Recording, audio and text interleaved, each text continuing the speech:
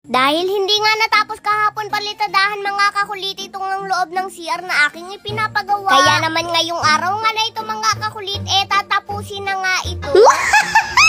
Dahil isang skill at isang labor nga lamang mga kakulit ang gumagawa nga dito sa aking ipinapagawang CR. At dahil medyo mabalam din nga mga kakulit ang pagpapalitada, kaya naman hindi nga ito natapos palitadahan ni Tito Raymond kahapon. At kung inyo nga mapapansin mga kakulit, paiba-iba nga ng tao na gumagawa nga dito sa aking ipinapagawang CR. Sapagkat ang mga tao nga na ito mga kakulit na gumagawa dito, trabahador nga pala ito ni Tito Ka-Dreamer na hinihiram ko lamang sa kanya. Kaya naman kung sino nga lamang yung ipinapahiram ni Tito Ka-Dreamers, siya nga lamang yung gumagawa dito sa aking ipinapagawang CR. Bali ito na nga pala mga kakulit ang ika-12 araw ng pagpapatrabaho ko nga dito sa aking ipinagagawang CR. At sa aking ipinapagawang CR nga na ito mga kakulit, hindi na talaga biro ang aking ginagastos. Marami nga akong nababasa mga kakulit sa comment section sa mga unang post ko sa ipinapagawa ko na ito, na bakit daw CR muna ang aking ipinagawa at hindi nga daw muna ang bahay. Pero sa totoo nga lamang mga kakulit,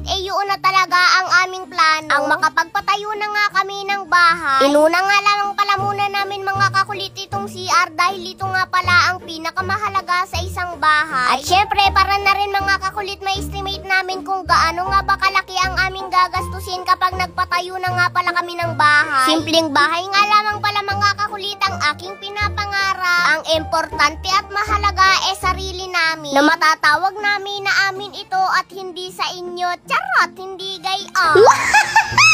Bali sa mga oras nga pala na ito mga kakulit, patapos na nga palang palitadahan itong loob ng CR. Medyo marami pa nga mga kakulit ang gagawin dito sa ipinapagawa kong CR. Pero alam ko naman na darating ang araw na matatapos nga rin ito. Ang magpatayo nga ng ganito mga kakulit, parang relasyon lamang din ng iba, na dumarating ang panahon, natatapos din. Kaya naman nasasabi talagang walang forever sa mundo. Dahil hindi pa nga nagtatagal, natatapos na. Charot, hindi gayon. Charot! So, bali ngayon nga pala mga kakulit, napalitadahan na nga pala yung loob ng aking ipinapagawang CR. Kaya naman sobrang nga nakakatuwa mga kakulit dahil matatapos na nga yung aking ipinapagawang CR. Kaya naman itutur ko nga kayo mga kakulit sa pinalitadahan dito nga sa loob ng aking ipinapagawang CR. Kaya tara, let's go! Yan. Ayan kung inyo nga makikita mga kakulit, napakalinis na. Tapos mga kakulit, ngayon nang tapos na nga palitadahan itong loob nito, ngayon naisip ko mga kakulit, parang mas maganda kung papalagyan ko ng tiles Siyempre mga kakulit, para mas mapaganda ko pa itong aking ipinapagawang CR. So bali ngayon mga kakulit, kaya hindi pa nga ikinakabit dito yung bowl kasi lalagyan pa nga ito ng tile. So para hindi nga madumihan yung bowl, ilalagay nga muna dito yung tiles para nga hindi madumihan yon. So bali ayun mga kakulit, kung makikita nyo, itong buong loob ng CR napalitadahan na nga lahat.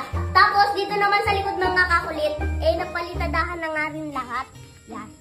Dito. Yan. Tapos itong gilid. Ito mga kakulit, halikay dito. Yan. Ito naman yung likod ng CR. Yan. Yan yung bintana.